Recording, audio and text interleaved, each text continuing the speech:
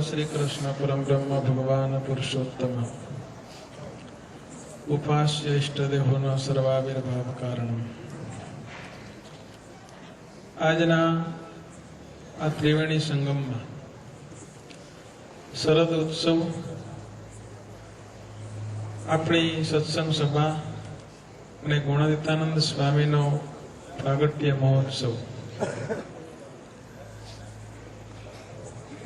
ત્રણેય પ્રસંગો બહુ અદભુત છે। પૂર્વ વક્તાએ જાદવ સાહેબે પણ ખૂબ સરસ વાત કરી। પૂજ્ય સ્વામી અને સંતો જે ભાવથી જે હેતુથી આપણને બોલાવે છે ભાવથી આવવું। શાસ્ત્રોની અંદર ઘણી પ્રકારની હિંસા છે।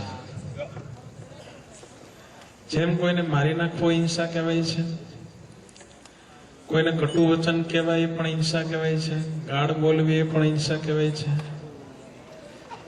એમ બીજાની લાગણીને ન સમજી શકવી એ પણ એક હિંસાનો પ્રકાર છે।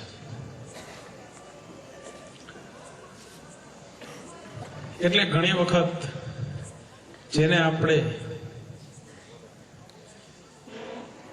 ગુરુતુલ્ય સમજતા હોય, ગુરુદેવ માનતા હોય, પૂજ્યપણે માનતા હોય,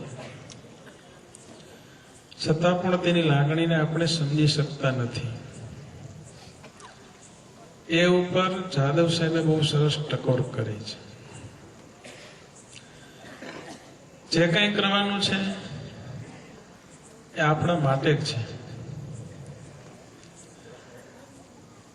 ભગવાનનું ભજન કરીએ છીએ પણ આપણા માટે કરીએ છીએ, ભગવાનને કઈ જરૂર નથી। આપણે થાળ ધરીએ તો જ ભગવાન જમે એવું નથી, એને જમાડનારા તો અનંત છે।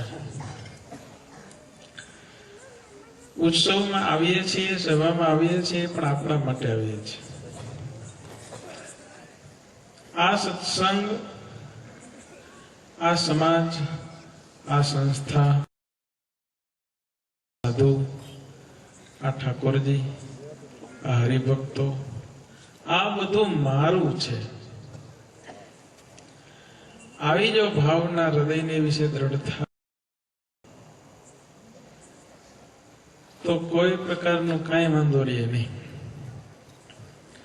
ગુણાતીતાનંદ સ્વામીએ 82 વર્ષ સુધી આ પૃથ્વી પર રહી, એમાં પણ 40 વર્ષ સુધી જુનાગઢ મંદિરમાં મહંતપણે રહ્યા અને એની અસર સારા એ જુનાગઢ પ્રદેશની અંદર બાળક સુધી, બાળકથી વૃદ્ધ સુધી દરેકના હૃદયની અંદર એક સર્વોપરીપણાની એક ચિનગારી પ્રગટી ગઈ। આજે બીજા મોટા મોટા ધામ, મોટા મોટા મંદિરો, મોટા મોટા દેશ એમાં અમે જઈએ છીએ, ત્યાંના સંતોને, ત્યાંના હરિભક્તોની વાત પણ સાંભળીએ છીએ, પણ જે ગુણાતીત જ્ઞાન છે ને એની જે વાતો છે એ વસ્તુ અદ્વિતીય છે, જે ક્યાંય ન મળે। કોઈ એમ કે ભગવાન બધા સરખા છે, કોઈ એમ કે અવતારો અને મહારાજ સરખા છે, તો આવી વાત સોરઠ સૌરાષ્ટ્ર પ્રદેશનો એક નાનો બાળક પણ સ્વીકારવા માટે તૈયાર ન થાય એ પ્રતાપ ગુણાતીતાનંદ સ્વામીનો છે। કોઈ એમ કે નરનારાયણ છે એ જ મહારાજ છે, ભુજવાળા બેઠા ને એમાં જાજા માનતા એવા હોય કે નરનારાયણ છે એ જ મહારાજ છે, અમારા સોરઠમાં કોઈ ના બનાય।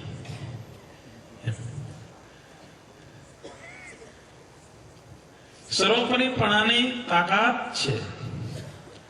તમે જો એક ચેલેન્જ થી એક વાત આપણે કરી શકીએ કે તમે બીજા બધા ગ્રંથો વાંચો અને પછી ગુણાતીતાનંદ સ્વામીની વાતો જ્યારે વાંચો ત્યારે એક ઓર સ્ટેમિના આવે એમ હૃદયની અંદર, એવી તાકાત સ્વામીની વાતોની અંદર છે। આપણા ગુરુદેવ કહેતા ગુણાતીતાનંદ સ્વામીની વાતો એટલે સગી માનું ધામણ। હકીમાનું ધાવણ હોય ને એની આગળ બીજા દૂધ ટોટીના કઈ કામ ના આવે. એવી અજબ શક્તિ સ્વામીએ આ સૌરાષ્ટ્ર પ્રદેશને માટે વાપરી છે અને મહારાજના આદેશથી. અને એની અદ્વિતીય પરંપરા આપણને મળી છે, નકોર પરંપરા મળી છે. નહીતર ઘણી વાર ને બધું વાગે, આ ઢોલ વાગતા હોય ને તબલા વાગતા હોય ને અંદર બધું હોય ને તો જ વાગે. પણ આપણને જે પરંપરા મળી છે એ નકોર છે. સમજી ગયા ને? એમાં વાસ્તવિકતા વાળી છે, જેની અંદર ગુણાતીત જ્ઞાનની શક્તિ છે, ગુણાતીત ઐશ્વર્યની શક્તિ છે, ગુણાતીત શક્તિથી મોક્ષ કરવાની જે તાકાત છે એ પણ તાકાત આ પરંપરામાં છે.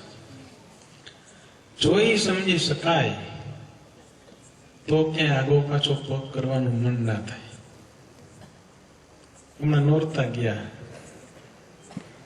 નોરતામાં કેટલાય ગાંડા થયા છે. અને પેલા આરતી કરે માતાજીની, પછી માતાજી સામે કોઈ જોવે ને માતાજી બિચારી ખૂણામાં વહી જાય, ક્યાં જવું રહેવું અહીંયા. કારણ કે એટલી ધૂળ ઉઠતી હોય ને એટલા વાળા પછી બધા પિક્ચર ઢાળના બધા ગીત વાગતા હોય. પણ જેને ગુણાતીતનો રંગ લાગ્યો હોય, એના જ્ઞાનની અસર થઈ હોય, એને પછી બીજે હેલમાન ફેલમાન જ્યાં ત્યાં ક્યાંય બહુ પછી કહાવાની કઈ જરૂર છે નહીં. આપણે કઈ એનું ખોટું નથી, નિંદા નથી કરતા હોય માતાજીની. છે સાચું, બધું સાચું છે. માતાજી ખોટા નથી, છે સાચા, 100% સાચા છે એમ કહીએ છીએ આપણે. પણ જયારે સહજાનંદ રૂપી સૂર્ય પ્રગટ થાય પછી આ દેવાની જરૂર છે લાઈટોની? સવારે લાઈટો મારી તો કોઈ મૂર્ખ કે ને આપણને. એમ જયારે સહજાનંદ રૂપી સૂર્યનો યોગ આપણને થયો છે, એના બ્રહ્મનિષ્ઠ સદગુરુનો જયારે યોગ થયો છે, ત્યારે પછી પતંગિયાના દીવાની કેરોસીન લઈને દીવો પ્રગટાવવા બેહીએ તો પછી એના જેવો કોઈ મૂર્ખ કહેવાય નહીં. માટે ગુણાતીતાનંદ સ્વામીના વચનને આધારે સર્વોપરી નિષ્ઠા સમજવી એ બહુ અતિ મહત્વની બાબત છે. બધું જ સર્વોપરી છે, ખાલી ભગવાન સ્વામિનારાયણ એક જ સર્વોપરી છે એટલું નથી. એના મંદિરો, એના આચાર્યો, એના શાસ્ત્રો, એને પધરાવેલી મૂર્તિઓ, એના કરેલા સાધુ, એની પરંપરાના સાધુ અને એની પરંપરાના હરિભક્તો, આ બધું જ સર્વોપરી છે. ભક્ત સર્વોપરી ને તો જ ભગવાન સર્વોપરી. નહીતર ઘણા એમ માને ભગવાન જ સર્વોપરી છે, ભગતને બહુ ના આગળ કહેવાય એમ. પણ એવું નથી, બધું સર્વોપરી છે. એટલે આવી સરસ મજાની કિંમતી વસ્તુઓ આપણને મળી છે. અને હજી જો આપણને એમાં જો કઈક ઓલું લાગતું હોય તો કેવી વાત કહેવાય. ગુણાતીતાનંદ સ્વામી કહે છે, સયાજીરાવનો છોકરો મૂળા સારું રોવે ને એવી વાત છે. હમણાં ગણેશ ચતુર્થી, હમણાં છેલ્લા 8-10 વર્ષથી આપણે ગુજરાતમાં તો આ ગણપતિનું હમણાં બહુ આવેલું છે. દહદી સુધી એમાં માણસો ગાંડા થાય. મહારાજની આજ્ઞા એટલી છે, ભાદરવા સુધી ચતુર્થીને દિવસે ગણપતિની પૂજા કરવી. પછી એની વાત હાલી મરવાની જરૂર નથી કઈ. વિઘ્ન હર્તા દેવ છે, એકવાર પૂજા કરી લે લાખો વર્ષ રક્ષા કરે. પણ ભજન તો સ્વામિનારાયણનું, નિષ્ઠા એની, બધું કીર્તન એના, ગુણ એના, બધું એનું હોય. આ તો રોટલા સ્વામિનારાયણના ખાવા, આશીર્વાદ સ્વામિનારાયણના, બધું એનું. અને પછી જે ગાડું આવે એ ગાડે ચડી જાય. ગામમાંથી બહાર, ઘરમાંથી બહાર નીકળે એને શરીરમાં જે બસ મળે ને એ બસમાં બેસી જાય. ઘણા એવું કરતા હોય. એટલે સ્વામીનો પ્રતાપ છે, એનાથી અલૌકિક મહારાજનો પ્રતાપ છે. આ પ્રતાપ સામે જુઓ ને તો પછી બીજી કઈ જરૂર પડે એમ નથી. એવું આપણને મળ્યું છે. બસ જે વસ્તુ મળી છે એની કિંમત સમજાઈ જાય આજના દિવસે, એટલે આજનો ઉત્સવ છે આપણા માટે લેખે લાગી જાય. સહજાનંદ સ્વામી મહારાજ.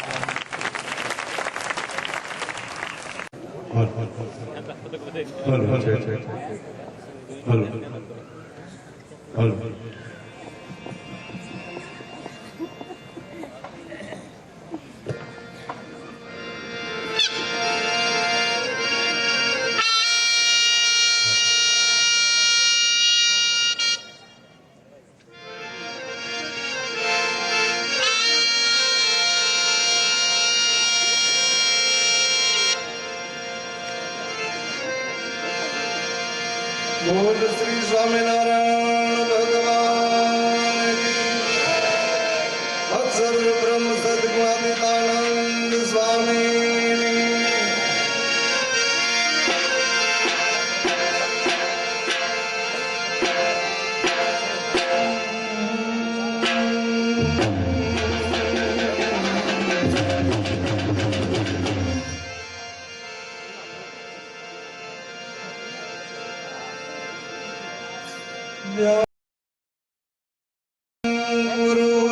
ગુરુર્મૂર્તિ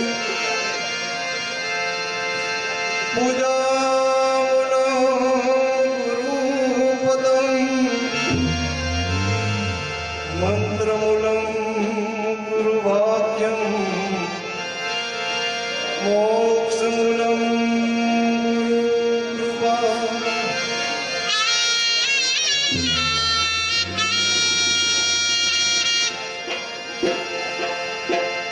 સર્વોપરી ગુરુ આપણા, સર્વોપરી એની વાત, સર્વોપરી ધામ શ્રીજીનું અક્ષર બ્રહ્મ સાક્ષાત. સર્વોપરી ધામ શ્રીજીનું એ અક્ષર બ્રહ્મ સાક્ષાત.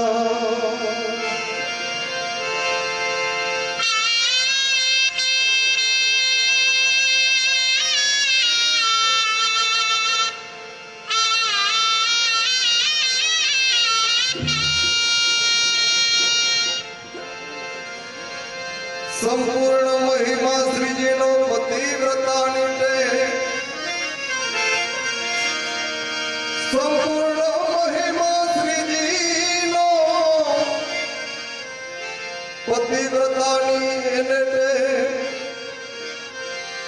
પેખો સંતો 500 પણ ગુણાતીત તોય. પેખો સંતો 500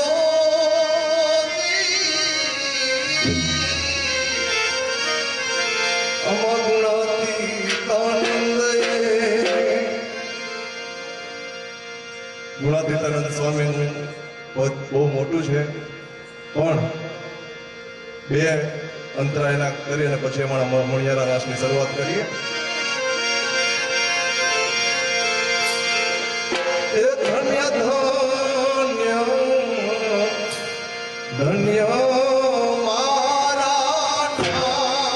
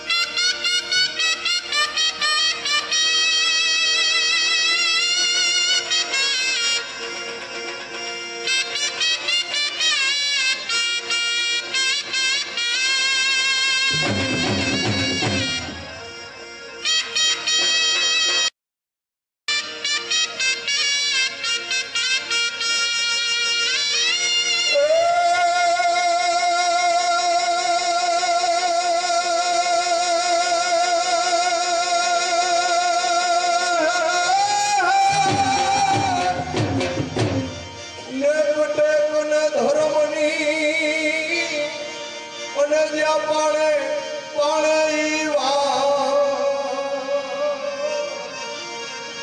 પડ્યા સાતને સુરાના બેસણા